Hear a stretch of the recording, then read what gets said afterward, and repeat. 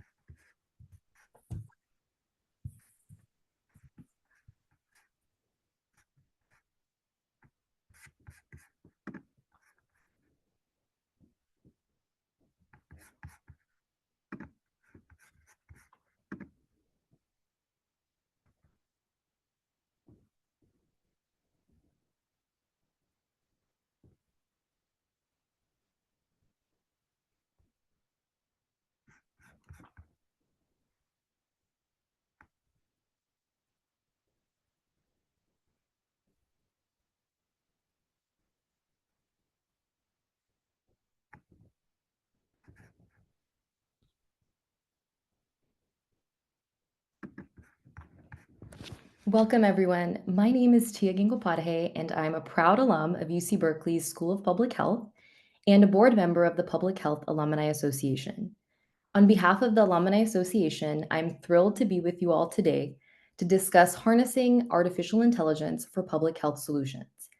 I am joined by fellow Public Health Alumni Association board member Francesca Lomotan and our co-president Tanya Bustamante. Before we dive in, a brief background on the UC Berkeley Public Health Alumni Association. We were established in 1953 to build and strengthen personal and professional relationships among public health alumni and students at UC Berkeley. Our 20-member board of directors serve on committees driving diversity and fellowship, events and networking, and professional development. If you are an interested Cal alumnus, please sign up at publichealth.berkeley.edu/alumni. As aforementioned, one of our initiatives is to expand diversity and inclusion at Berkeley School of Public Health through fellowships for underrepresented students. If you are able and interested, please use the QR code to donate to help us reach our goal of 14K. I'll give you a minute if you're interested to do that now.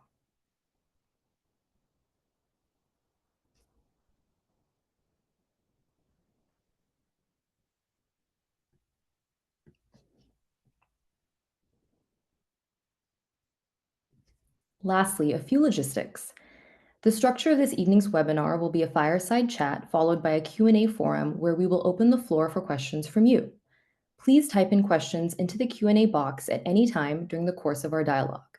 We'll have time at the end of our moderated conversation to address audience questions.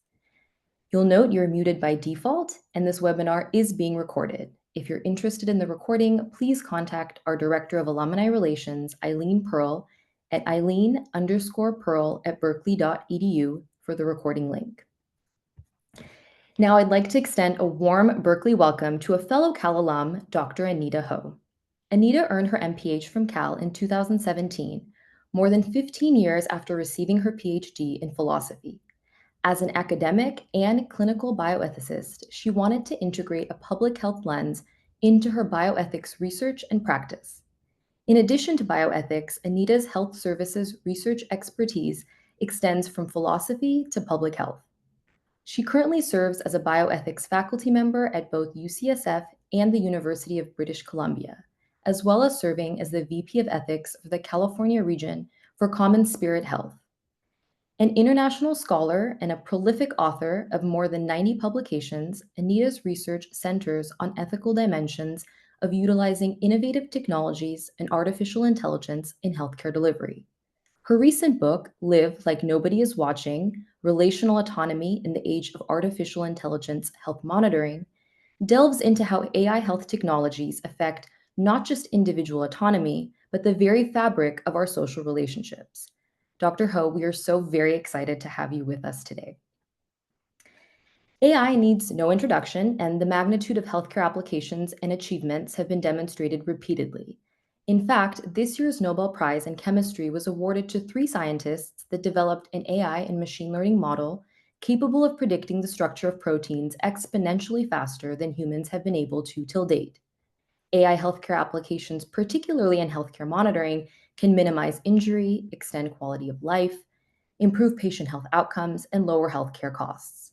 However, the ethical implications and risk are also undeniable. So to kick things off, Dr. Ho, with AI amplifying and proliferating into the medical care that we receive, and many AI tools remaining privatized, what governance structures do you see as imperative for AI in healthcare settings until or in lieu of more governmental regulations? Thank you so much for inviting me. First of all, I'm really glad to be back with our Berkeley group, and I'm really honored to be part of this conversation. And I want to say that, especially now that we've got the election cycle over, and now that we're thinking more about the new administration coming in, new or old administration coming in, I think there are certainly various kinds of questions in terms of how do we think about regulations, governance structures, and so on. So many research institutions and health systems already have set up various types of governance structures. So many health systems, for example, are not even waiting for regulations, partly because, especially in the US, regulations are more risk-based, but that we are also thinking more about innovation in the United States. So a lot of systems are really depending on self-regulation, self-governance. So when I think about governance, we're really looking at least two different things here. One of them is really talking about the governance structure that we may have in place, which means that having some kind of a process to help us to evaluate, approve, or implement various kinds of AI technologies that are being proposed, being developed, and so on. So that's one part of it. And I'm part of UCSF and UCSF Health as well as Common Spirit Health. And in both of these organizations, I'm part of their AI governance committees, and which is an important thing to emphasize, because a lot of these health systems are really trying to figure out how do we, for the whole AI life cycle, from a conceptual level to initial development or configuration of various AI models, all the way through looking at retrospective evaluation of these models, to then doing more prospective evaluations in silent trials, to then also later on having pilot trials or randomized control trials to really look at the efficacy of these algorithms, and then all the way to implementation and adoption. So the idea of having governance is really to make sure that there is oversight for every step of the way. And UCSF Health, using that as an example, the governance structure really requires that we have a data scientist to really look through all the proposals that come in, whether these are proposals coming from vendors or our own internal development groups, and to really review the applications, to find the right kind of metrics, and to evaluate the proposals, and then for the oversight committees to look at these proposals for consideration. So that's one part of having the structure. And then what exactly are we looking at? Perhaps we can take a look at slide number 7. Francesca, if you don't mind pulling that up for us here. So what you see here, and I think is often like when people think about what do we do with governance structures, I put in 2 different columns here, really looking at public health ethical principles, also as well as AI ethical principles. And then you see that when we think about governance, very often we're really looking at the intersection between these public health examples or principles, as well as AI principles. So when we really look at governance for AI models, especially in relation to public health, what we really want to look at and to see whether the models that we are developing are going to be promoting the public health good? Are they going to be effective, maximizing the population health, versus whether they may be concerns about harm? The harm to the population, whether in terms of stigmatizing certain populations, exacerbating disparity in the population, or so on. We also want to have governance to make sure that whatever data that we're collecting, using, and sharing would be proportionate to the benefits that we think these algorithms can provide. So when we think about also respecting individuals' autonomy and their rights and their interests, we also want to make sure that we're not taking too much data, just only what would be really the necessary data in order to promote good quality data for developing and validating our algorithms. So when we think about governance, there are these principles that can help to guide us to make sure that we do have algorithms that would be robust, that would be safe, people's data would be secure, and that there is the accountability when things may go wrong. Because there is still a lot that may be unknown about many, especially the so-called black box algorithms. We want to really make sure that there is at least some kind of transparency in terms of what the process may look like from developing, validating to approving and implementing these algorithms, and that we can really make sure that these algorithms in the end would actually promote good rather than further harm the populations that we're trying to serve. I can come back to some of these principles later as well. Absolutely. Thank you so much, Anita. Speaking of robust algorithms, algorithm accuracy is based on data integrity. What are some guardrails that can be put in place to ensure that if or when clinicians are absent in the decision-making process and substituted with AI, that there aren't clinical inaccuracies that then affect patient care? Mm. Yeah, I think that's a really good question. I mean, one thing I do want to first bring up is that actually even humans make mistakes, right? Human experts, human clinicians can often misjudge. Especially when we may have a lot of clinical information in front of us, we may not be able to parse through all the information and all the data. Humans have our own biases and perhaps even discrimination sometimes. So we may often also make our own mistakes. And which is part of the reason why there is, I think, a lot of hope out there that if we can use AI to train various models using a lot of data and hopefully high quality data, that perhaps they make less mistakes than humans.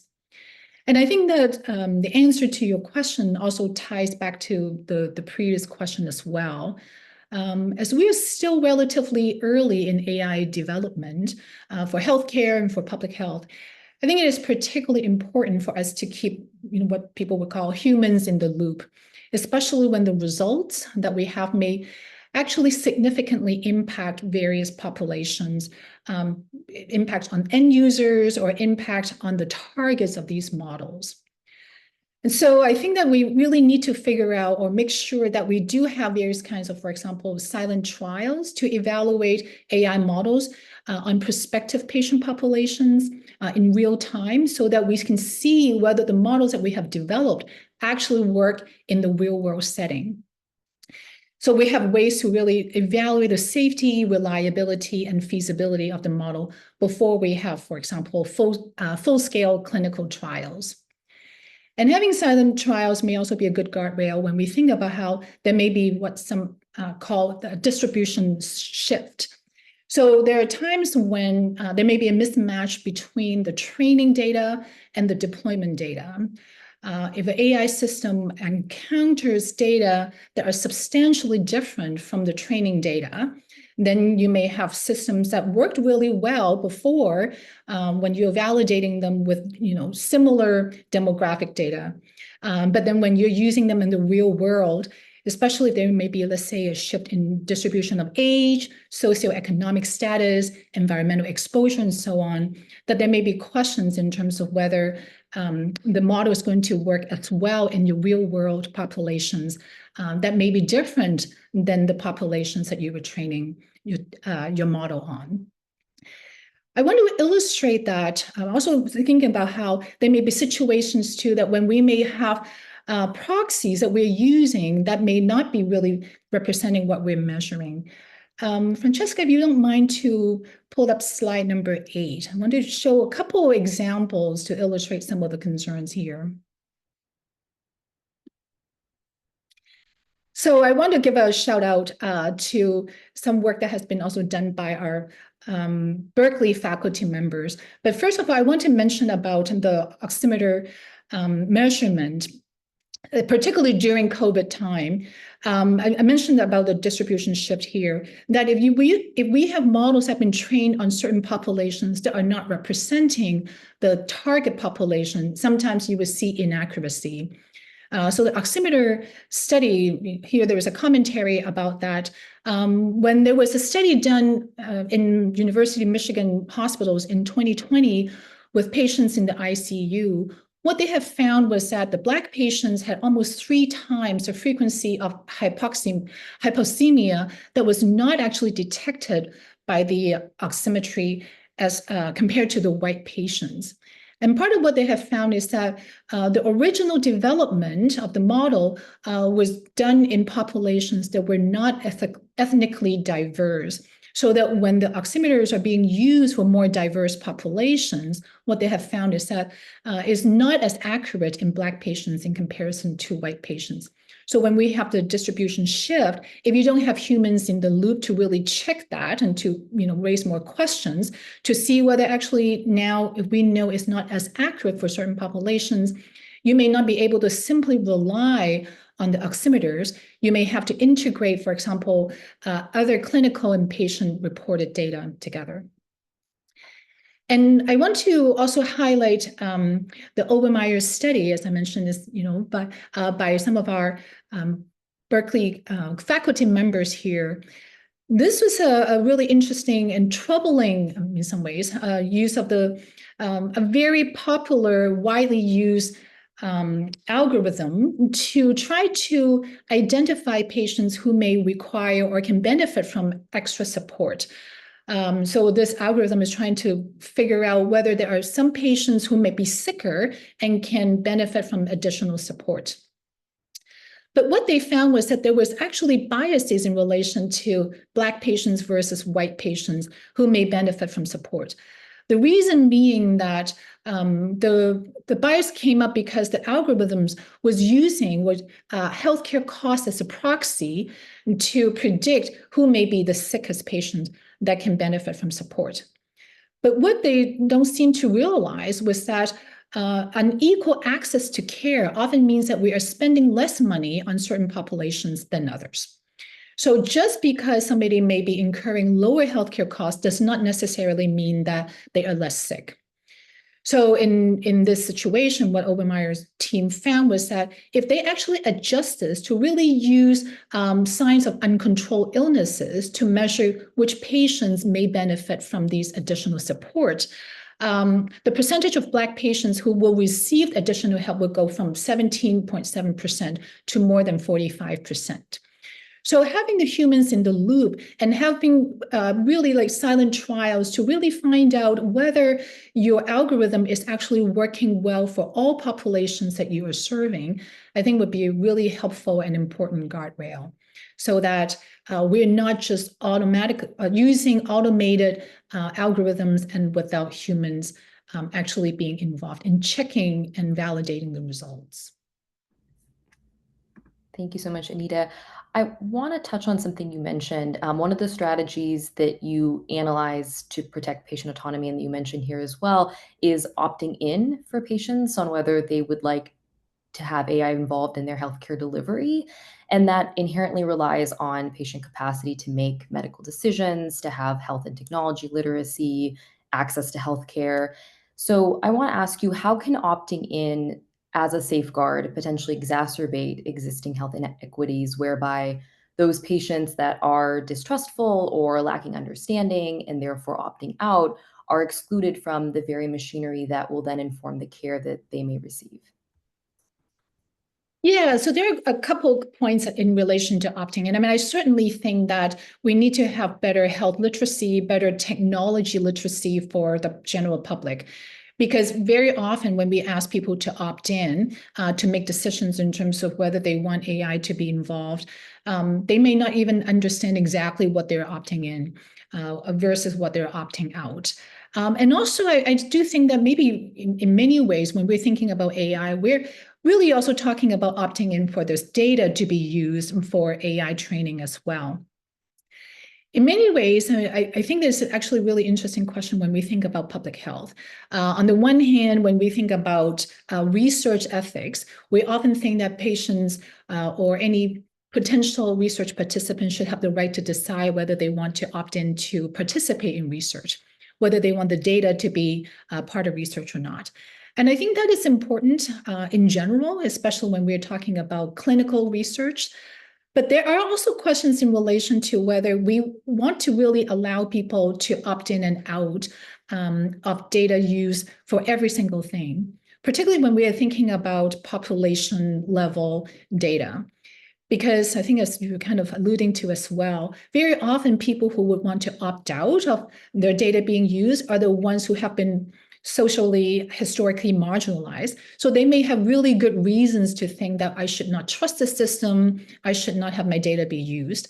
And that's very understandable. But unfortunately, then we have this problem too, that when people who may most have been most marginalized, if their data is not part of our data pool, we may also not be able to develop programs, technologies, and so on that will really also represent their interests. So then, of course, and the problem then is that you have algorithms that don't work very well for the population. And then, of course, when it's not benefiting them, then these more socially marginalized populations may wonder, why should I bother to be engaged or to be part of any research or to have my data be used at all? So I think that it is partly about health literacy, partly about research literacy, but at the same time, maybe it goes back to even your first question about governance. Do we have really good governance structures for people to find the research enterprise, AI development enterprise to be trustworthy to begin with? Because right now, I think especially for private corporations, you mentioned that too, being so central in developing a lot of these technologies, people may just wonder, whether they are necessarily the ones who will be benefiting rather than, corporations. Absolutely. And tying on that, algorithms are only as good as not just the quality that we mentioned earlier, but the volume of data that's inputted. How do we ensure that data collection doesn't turn into undue surveillance in the aim to have more robust patient data?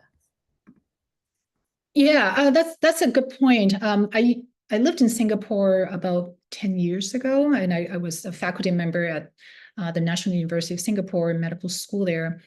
And I was always really interested in how much data they were collecting in the medical school, like everything that we were doing as faculty members, from our publications to other, class evaluations, of course, everything, all the data is being collected and being analyzed and so on and so forth. And some of my colleagues said that, oh yeah, here we really want to collect as much data as possible and then see what we may find later on or figure out what we can do with it. But if you remember what I had said earlier, perhaps we can pull up slide number 7 again. How remember I mentioned earlier that when we look at health data, or collection of data, we don't want people to be feeling like they're in this panopticon, right? That they're being surveilled at all times, not knowing who is watching them, who is using the data, and for what purposes. Data really should be collected for proportionate reasons, right? So for only necessary reasons. And I think that when we are collecting people's data and using the data, we also have to think about fairness and reciprocity, meaning that if people are contributing the data for the purpose of, let's say, developing AI algorithms for community health and so on, that they have to feel or realize that they may be giving up some of their privacy for reciprocity, right? So that they would also benefit, or at least their communities will benefit from those algorithms that are being developed.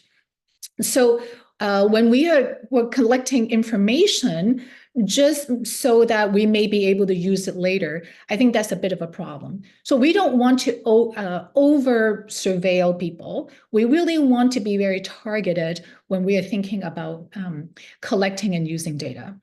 I know that there are people who think that actually the more data that we collect, the more precise that we can be in terms of algorithmic outputs. I think that could be true, but there are also times when some data that we have may actually be noise more than anything else. But I think that hopefully with this, looking at the intersecting public health ethics principles as well as AI ethics principles, that you really see that we need to balance individual rights and the interests of community of the communities as well. So when we are collecting data, we really want to focus on what exactly our public health goal might be, and only collect the amount of necessary data in the least invasive way possible. Because otherwise, I think that people would have good reason to think that they shouldn't entrust us with sometimes very personal and possibly also sensitive information as well. Great. Shifting gears a little bit, but in the same vein of just speaking about vulnerable groups, there are already many applications of AI in medicine, from diagnostics to robot-assisted surgeries. One application that you highlight in your book is AI health monitoring and its impact specifically on relational autonomy. Can you share how AI health monitoring systems impact vulnerable groups like the elderly, those with mental health issues, or individuals facing addiction? Are these populations more at risk of having their autonomy compromised by AI technologies? Yeah, so let me maybe say a little bit in terms of what relational autonomy means in comparison to the way that we generally think about autonomy.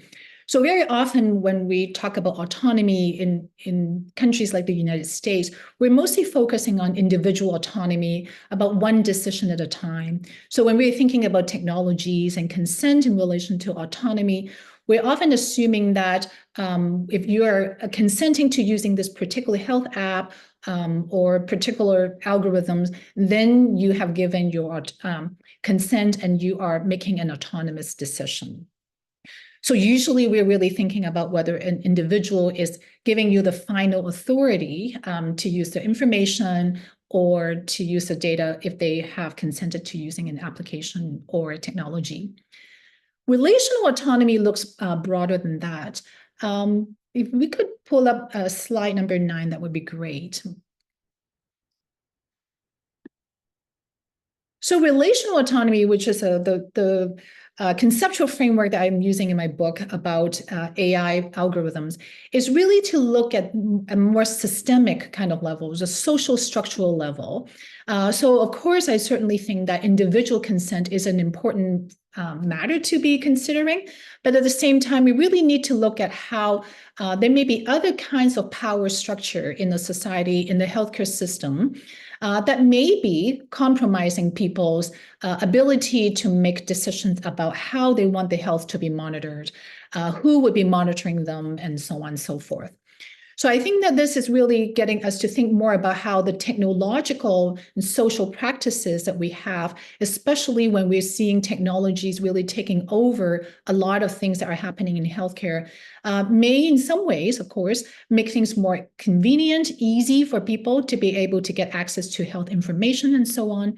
But at the same time, in some other situations, may also compromise their ability to say, I really want to be seeing my family doctor rather than using an application to diagnose. So relational autonomy really looks at how we have to think about having good governance, as I mentioned earlier, and how the system is being structured in such a way that we can ensure all populations have meaningful options and opportunities to decide how they would want to be monitored for their health. So regarding the different populations that you mentioned, and in my book, I have a chapter that talks about older adults that may be monitored at home with home health monitoring. Certainly, we are now really encouraging older adults, especially those who have chronic conditions, to be more engaged in their own healthcare, more engaged in taking charge of their own health information, so that they can see whether, for example, their blood pressure is not in the range that they would like it to be, and whether there may be sleep patterns, their activity patterns may also be changing, and so on.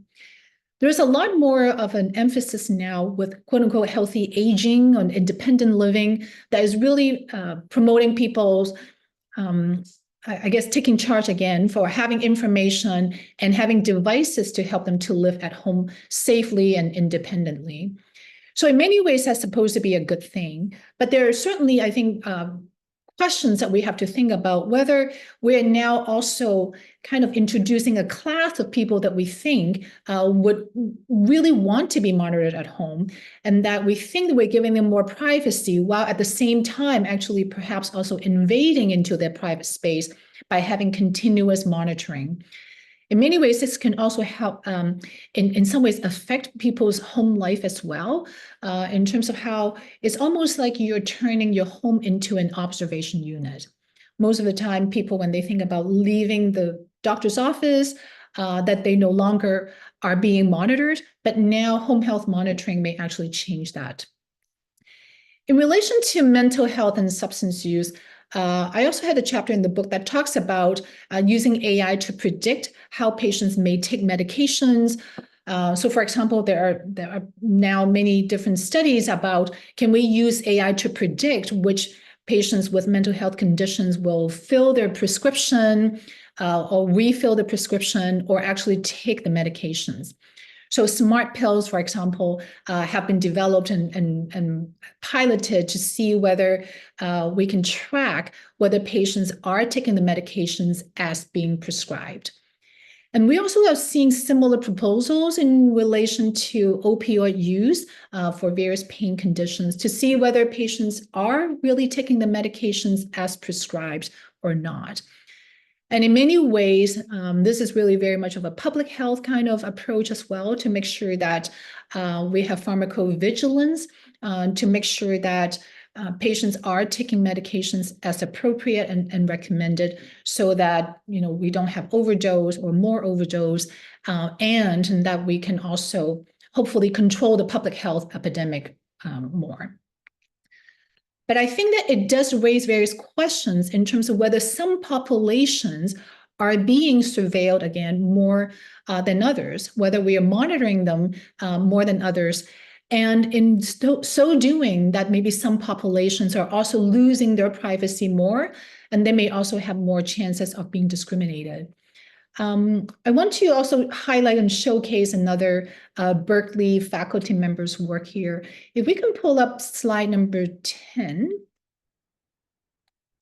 Dr. Isel, I don't know whether I'm saying the name correct, from Berkeley Community Health Sciences, and they had a paper on issues regarding using AI for drug monitoring or drug use monitoring.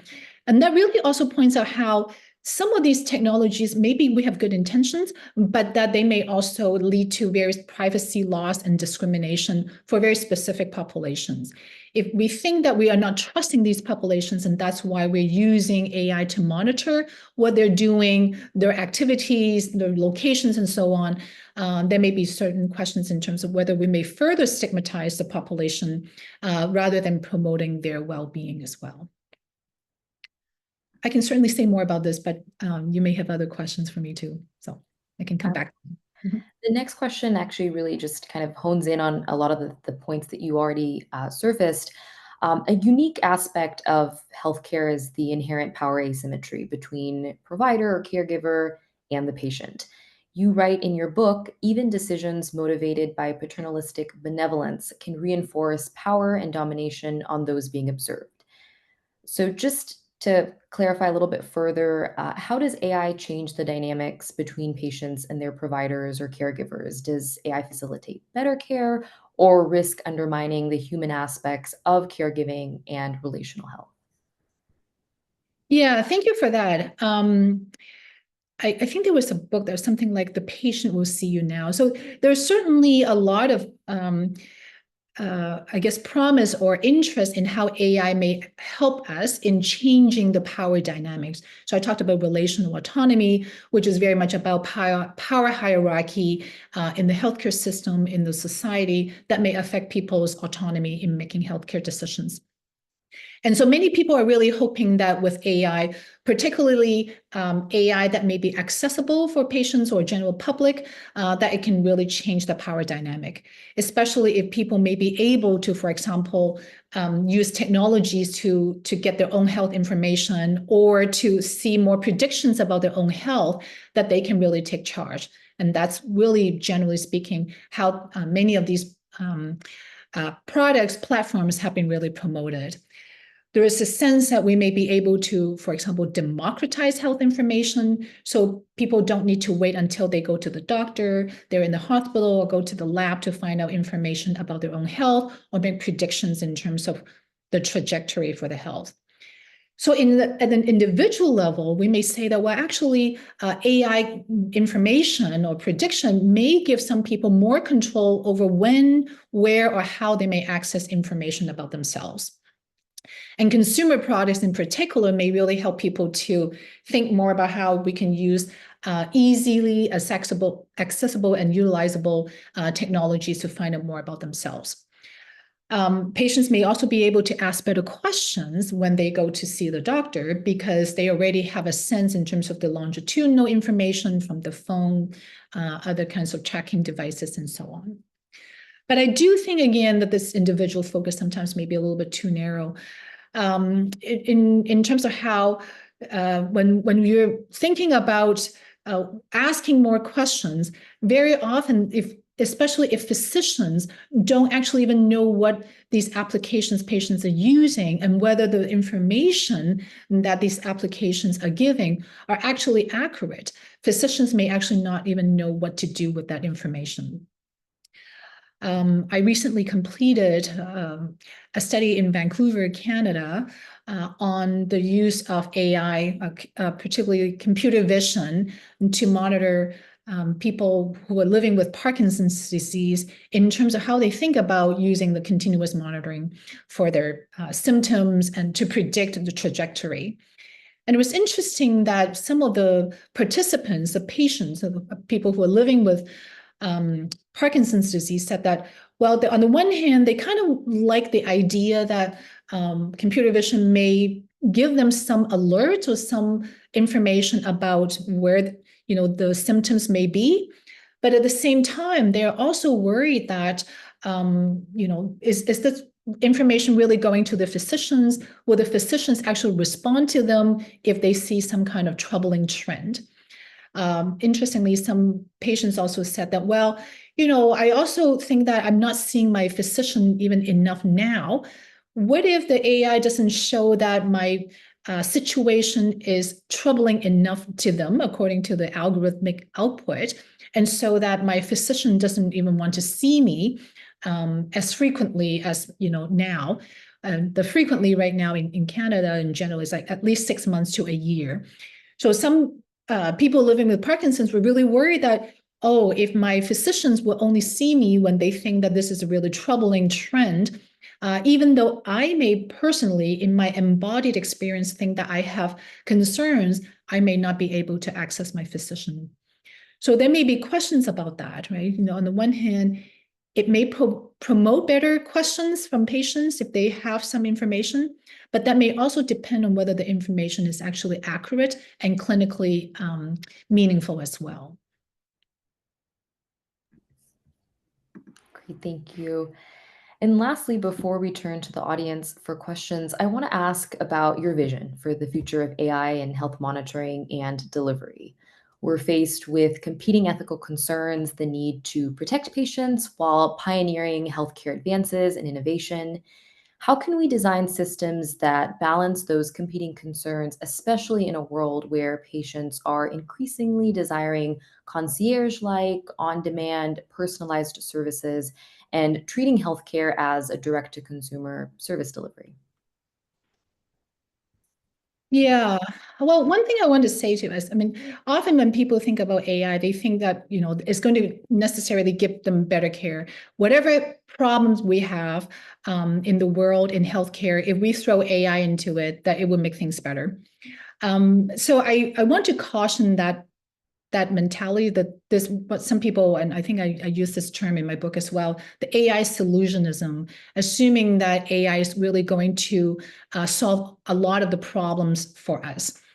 But it is also possible that people are turning to AI because they are seeing various kinds of systemic problems. And the quote unquote concierge medicine you were talking about may be part of it. And I also want to say that just because something is new does not necessarily mean that it is innovative. I am quite cautious in general about the presumptions of mechanical objectivity and this techno solutionism in AI.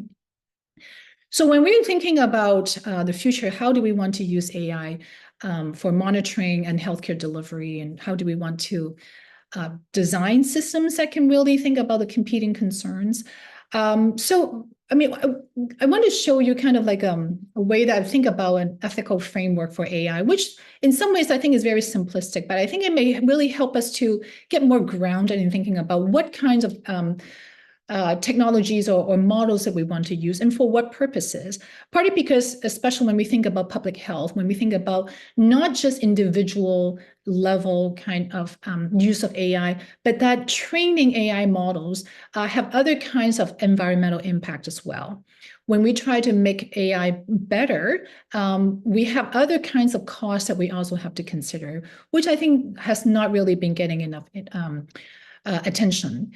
So if we could pull up slide number 11. So this is, in many ways, a kind of a simplistic way I think about ethical AI, right? So we really need to first think about what kind of a goal we are really trying to achieve. When we think about using AI, as I mentioned earlier as well, in terms of balancing, having the proportionality, balancing the risk that we may be incurring by, collecting data, using data, sharing data, and so on, that we really need to make sure that the goals that we have is certainly meeting the community needs. And then we even have to ask the question about what community we are talking about. Who are we actually looking at as the target populations? And that really gets to having the right data to make sure that we really are mindful in terms of whether we have the right data to train the models and validating the models. And also, as I mentioned about silent trial earlier, that the data is really matching who we want to use the model on. So making sure that we have the right kind of data so that we don't have these distribution shifts and having data in the end or having models in the end that exacerbate various kinds of disparity that we have. We also need to make sure that we have the right process, especially when there may be questions about how do we train and how do we have the governance structure that we mentioned earlier as well. The right kind of process to really evaluate and test and implement and to make sure that we are really reaching the right kinds of goals for the populations that are intended. And there may also be questions in relation to whether we have the right responses, especially, again, from part of the governance approach as well, to see what happens when there may be questions in terms of inaccuracies, or you may have, I think this is one of the harder ethical questions to answer too, that you may have AI models that work really well for certain populations, but that these models don't work as well for other, particularly more marginalized populations. Do you continue to use the model or do you pull them? Right? So those may also be some questions to ask. And do we allow some kind of appeal process? Right? So you may have people who are, let's say, for example, we were talking about mental health and addiction earlier. Can people say, I do not want to be observed, or I think that the algorithm has inaccurate output, so I want to appeal the outputs from the algorithm? Who gets to do that? What process do we have? What responses do we have in dealing with some potential inaccuracies? So I think that very often when we're talking about ethical AI, when we talk about algorithmic accuracy, we have to really think about the whole kind of ecosystem, whether we have the right goals, the right data, the right process, and the right response to make sure that whatever we are developing, that we have really the right structure to manage the situations there. And I think one thing I want to bring up, let me think about which slide that was now earlier. Slide number 7. There was one part that I put down, and perhaps this can get us back to the right goal. The very last point that you see here about solidarity, which I think perhaps especially in the public health school, maybe something to think about, right? Especially when we're thinking about how we want to just have the newest model out there. Technologies, again, as I mentioned, often we think that's the solutions for us. But very often, if we're not looking from this social lens, solidarity lens, a public health lens, we may not really be developing algorithms or models that really are promoting the common good, the greater good for not just some populations, but everybody. So I think solidarity may be one thing to really keep in mind, especially when we are developing AI algorithms for public health, whether this really is going to serve the population better, the community better. And so in AI ethics, we talk about fairness, but we don't really necessarily right now have much of a way to really talk about solidarity. When you mentioned about the concierge medicine, I often think that, people who can afford technologies often are the ones that can really benefit from many things already.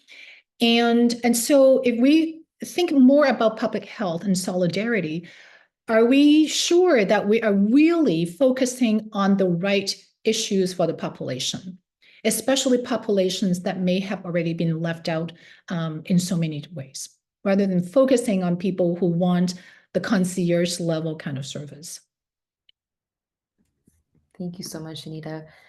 We have gotten wonderful engagement in the chat, so I will now turn it over to Tanya to share some of the questions that we've received. Thank you so much, Anita. We did have a handful of questions that have come in from our audience this evening. The first one you've touched on a little bit in talking about your examples around the oximeter situation and also the racial bias, as well as the opting in and opting out.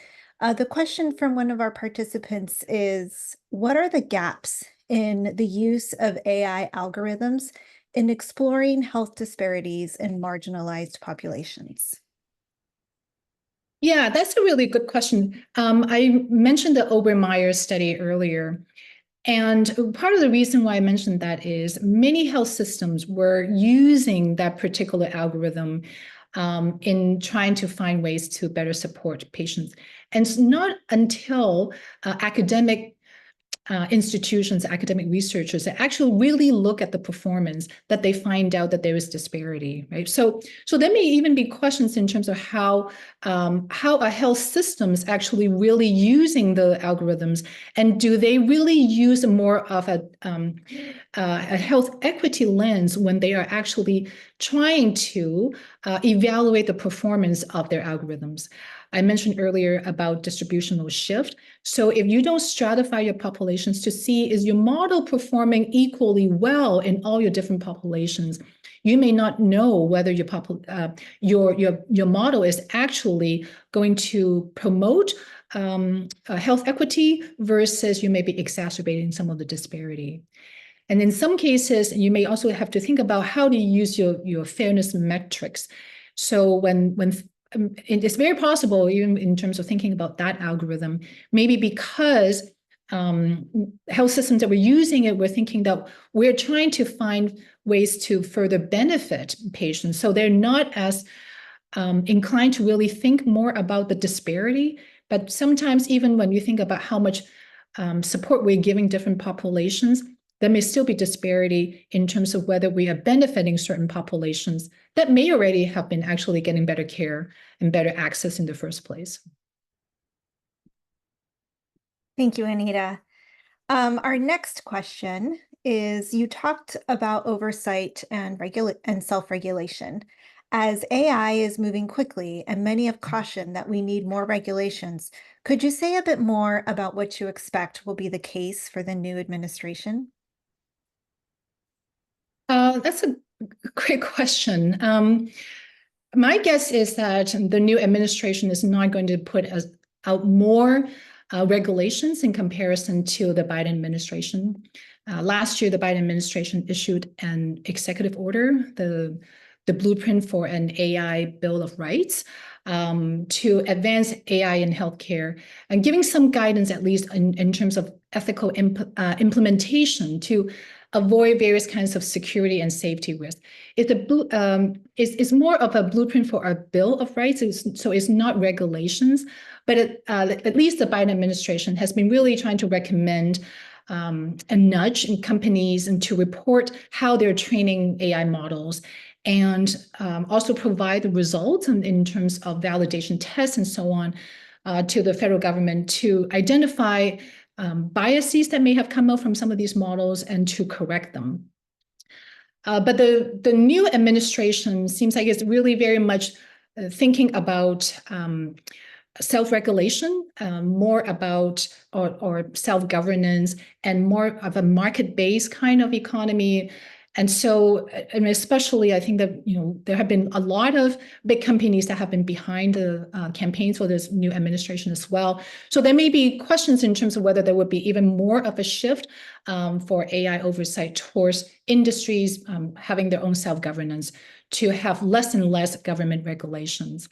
So especially with that in mind, and I think thinking about governance is even more important. I think this administration really wants to, the new administration wants to promote innovation, and which I think that generally has been the case in the US as well, and want to leave it to the industry to create ethical guidelines or other kinds of ways of monitoring their own performance. But I'm certainly not as optimistic in some ways in terms of whether that will actually work well. Part of the reason is because I think that even when we look at AI governance committees in health systems, even systems that I am part of, sometimes when we try to get more information from vendors, like commercial vendors, to really show us the data that they have been using to train the models and so on, very often companies would say that this is proprietary information, we don't need to share that. So very often we really don't have the kind of transparency that I mentioned in that table in relation to some of the AI ethical principles as well. So there may be perhaps in some ways more local or state-based kind of regulations, and that may be perhaps also sufficient, but certainly there may be questions in terms of whether we may have even more of a fragmented regulatory landscape when we are moving more and more away from a federal approach. Thank you, Anita. This next participant wants to thank you for touching on how socially marginalized communities may be skeptical to participate in data collection for model training. The question is, what tactical steps can we take to restore the public's confidence to trust healthcare organizations with their data? Yeah, that's a really good question. I mean, I think that I mentioned earlier about reciprocity, which is why when I think about how we need to be very clear in terms of what goals we are setting in collecting the data and using the data for AI development. One kind of governance model that I didn't mention tonight, but I think maybe at least a model for us to really think about.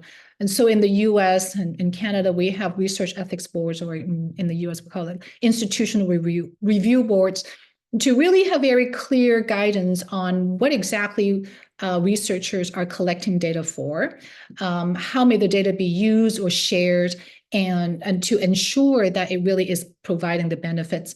And I think that we really need to be, mindful about that, because right now with big data and merging of data, people have less and less control over their data.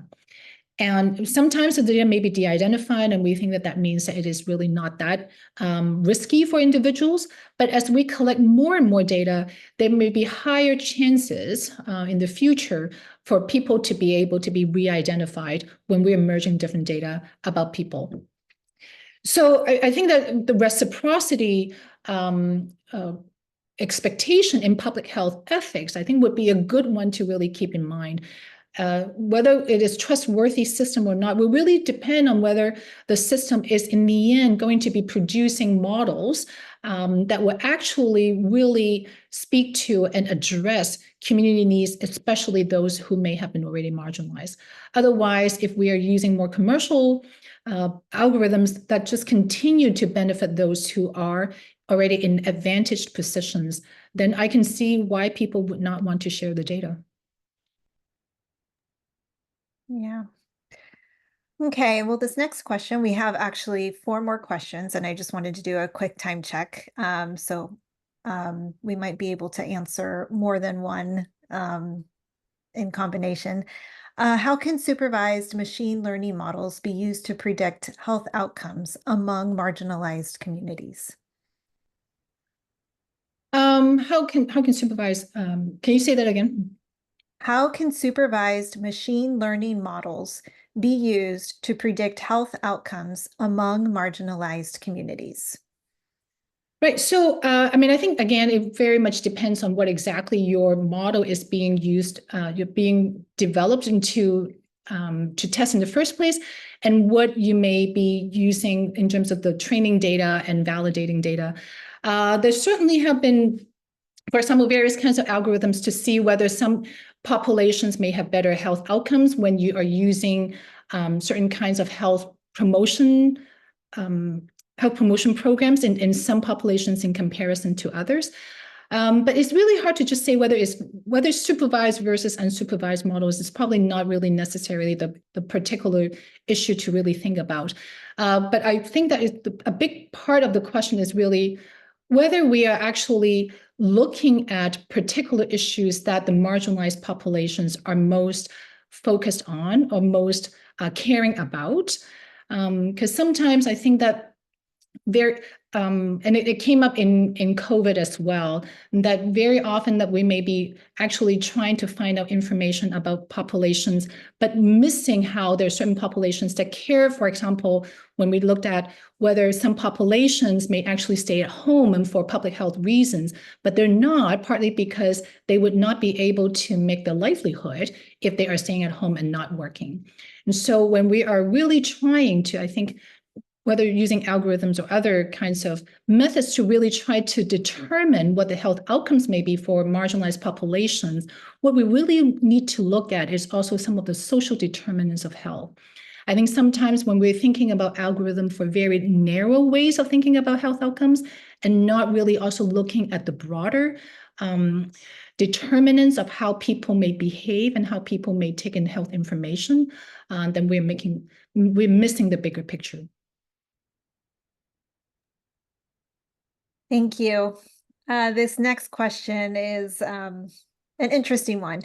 Will AI push health systems to change, or will health systems force AI to fit within the current system?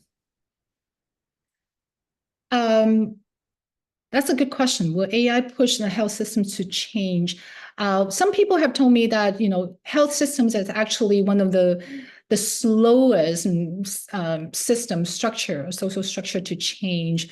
We still use fax machines in hospitals. I don't know why. But so in some ways, perhaps many health systems are really trying to see how may we be able to harness the power of AI. I think that's the title of this webinar as well, to really think in terms of more effective and efficient ways of delivering care. I think AI will push systems to change, partly because there's certainly an aging population, and we really have to try to find ways to see how we can deliver healthcare in more efficient kinds of ways. But I think it could be a bi-directional change as well. Perhaps if we pay more attention in terms of how healthcare systems actually work, it may also have influence in terms of how AI developers may really think about what types of tools would actually best really fit the healthcare needs of the population. Okay, we have a couple more questions.